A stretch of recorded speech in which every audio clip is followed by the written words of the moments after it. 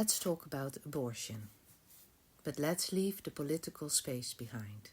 When we talk about life creation from the blueprint, we are talking about field management. Every woman is the architect of her own creative field. The hypnosis tells you this is a battle between rights and morality. In the default state, it is a question of coherence. To bring a life into this world is a massive, structural commitment of energy. If a woman knows in her bones that she cannot hold the coherence for that life, if the yes is not there at the level of the blueprint, then forcing that life to manifest is an act of structural distortion. But I must be honest about this.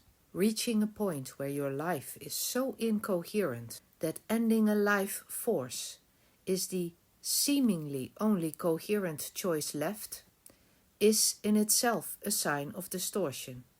Using abortion as a reset button for unconscious living is a failure of the architecture. Let's name it. This is the ending of a life. It is a heavy and painful act. And let me be very clear. Those who stand on the sidelines to judge and to criticize have no standing here. Do not even dare to cast a moral stone. If you are not first putting down the groundwork to build a functioning, coherent society, if the structure is broken, you cannot blame the architect for trying to manage the rubble. In a coherent society, and let's be honest, we're not living in one, a woman would never face this alone. She would be surrounded by support, practical, financial, emotional, to see if her no is based on fear. No money, no partner, no housing, no support. Or the fear of her imagined future ending. Or is it a true autonomous no?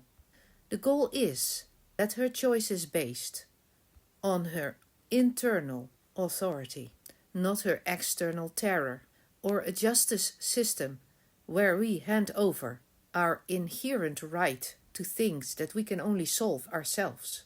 The default human doesn't seek rights from a government to govern her body.